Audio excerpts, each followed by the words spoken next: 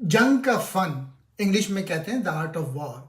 कदीम चीनी फौजी जनरल और फलसफी सुनजू की तरफ से लिखी गई फौजी हिकमत अमली पर एक क्लासिक और असर अंगेज किताब है। इसे अस्करी साइंस के मैदान में सबसे अहम मतन में से एक समझा जाता है और इसका पूरी तारीख में जंगी हिकमत अमलियों पर नुमाया असर रहा है। सुनजू के बारे में ख्याल किया जाता है कि वो 5वीं सदी कबल मसीह के आसपास कदीम चीन के मौसम बहार और ख़ज़ा के दौर में रहते थे। जंग का फ़न उनसे मंसूब है और 13 अबवाब पर मुश्तमिल है। हर एक जंग के मुख्तलिफ पहलुओं पर मरकूज़ है। ये किताब मुख्तलिफ मौज़ूआत पर अमली मशवरे और बसीरत फराहम करती है, जिनमें खुद और दुश्मन को समझने की अहमियत, जहानत और मनसूबाबंदी की कदर, हिकमत अमली और हिकमत अमली का सही इस्तेमाल और क़यादत की अहमियत शामिल है। जंग का फ़न फ़तह के हुसूल में तैयारी और मोहतात मनसूबाबंदी की अहमियत पर जोर देता है।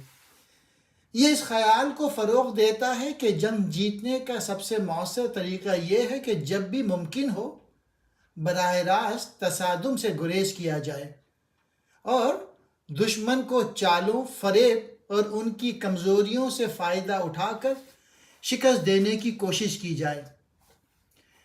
यह किताब बाखबर फ़ैसला करने और फ़ायदा हासिल करने के लिए अपनी ताकतों और कमज़ोरियों के साथ साथ दुश्मन की कमज़ोरियों को समझने की अहमियत पर जोर देता है। अगरचे जंग का फ़न बुनियादी तौर पर अपने फ़ौजी इस्तेमाल के लिए जाना जाता है, लेकिन इसके उसूलों का इतलाक़ जंग से हटकर मुख्तलिफ शोबों पर होता है, बशमूल कारोबार, सियासत और खेल। सुनजू लिखते हैं, जब आप मजबूत होते हैं तो कमज़ोर दिखाई देते हैं और जब आप कमज़ोर होते हैं तो मजबूत नज़र आते हैं।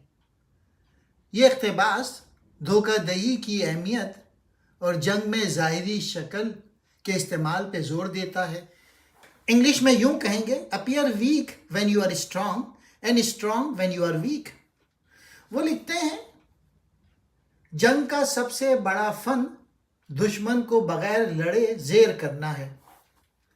सुनजू ने स्ट्रेटजिक ज़राए से फ़तह हासिल करने की अहमियत को उजागर किया, जैसा कि दुश्मन के हौसले को पस्त करना या इत्तेहाद, सिर्फ बराह रास्त तसादुम पर इन्हिसार करने के बजाय। वो लिखते हैं, अगर आप दुश्मन को जानते हैं और अपने आप को जानते हैं तो फिर आपको 100 लड़ाइयों के नतीजे से डरने की ज़रूरत नहीं। यानी मैसेज ये है कि बाखबर फ़ैसला करने और मुखालिफ की चालों का अंदाज़ा लगाने के लिए अपने आप को और दुश्मन को समझना बहुत ज़रूरी है। वो लिखते हैं कि अफरा तफरी के दरमियान मौका भी है। ये इक़्तिबास बताता है कि इंतहाई मुश्किल हालात में भी अगर कोई पेश करदा मौक़े को पहचानने और उससे फ़ायदा उठाने के काबिल हो तो कामयाबी और फ़ायदे के इम्कानात मौजूद हैं। 100 लड़ाइयों में 100 फतूहात हासिल करना हुनर का कमाल नहीं, बग़ैर लड़े दुश्मन को ज़ेर करना महारत का कमाल है। सुनजू इस बात पर जोर देते हैं कि हकीकी महारत ताकत के ज़रिए लड़ाई जीतने में नहीं है, बल्कि हिकमत अमली की मनसूबाबंदी और तदबीर के ज़रिए मकासिद के हुसूल में है। वो लिखते हैं कि तमाम जंगें धोखे पर मबनी हैं। धोखा जंग में एक अहम किरदार अदा करता है, क्योंकि दुश्मन को गुमराह करना और गलत तस्वुरात पैदा करना एक अहम फ़ायदे फराहम कर सकता है। फातेह जंगजू पहले जीतते हैं और फिर जंग में जाते हैं, जबकि शिकस्त खुर्दा जंगजू पहले जंग में जाते हैं और फिर जीतना चाहते हैं। ये इक़्तिबास किसी भी तनाज़े में मुलव्विस होने से पहले तैयारी और मोहतात मनसूबाबंदी की अहमियत को उजागर करता है। कामयाब जंग शुरू होने से पहले फ़वाइद हासिल करने में मुज़म्मिर है। जंग के फ़न में सुनजू इस बारे में रहनुमाई फराहम करते हैं कि जंग के दायरे में क्या नहीं करना चाहिए, गफलत की जंग में शामिल ना हो। सुनजू طویل لڑائیوں میں مشغول ہونے کے خلاف مشورہ دیتے ہیں جو وسائل کو ختم کرتے ہیں اور دونوں فریقوں کو کمزور کرتے ہیں۔ اس کے بجائے وہ متبادل حکمت عملی تلاش کرنے کی وکالت کرتا ہے۔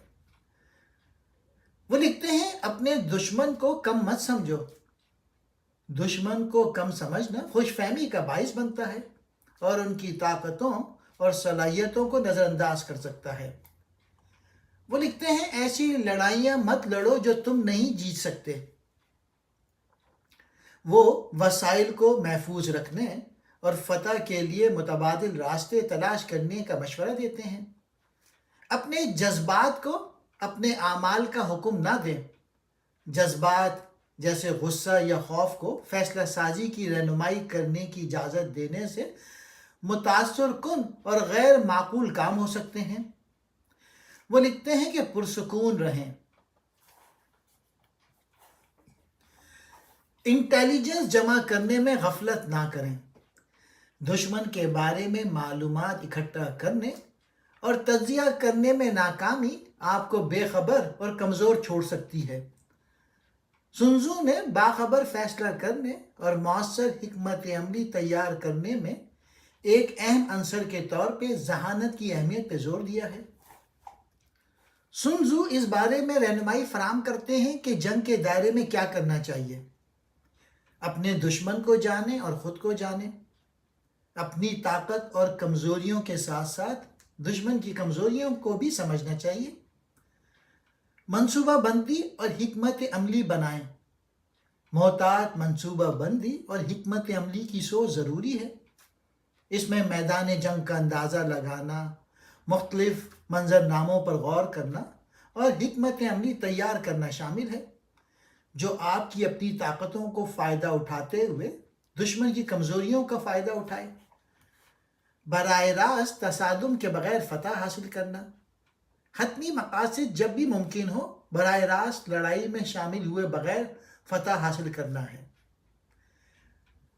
لچک، بدلتے ہوئے حالات کے جواب میں لچکدار ہونا بہت ضروری ہے۔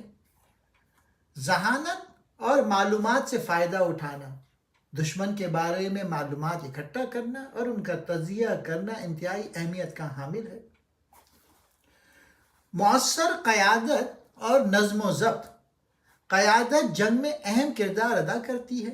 سنزو نے مضبوط قیادت، واضح مواصلات اور فوجیوں کے درمیان نظم و ضبط کو برقرار رکھنے کی اہمیت پر زور دیا ہے۔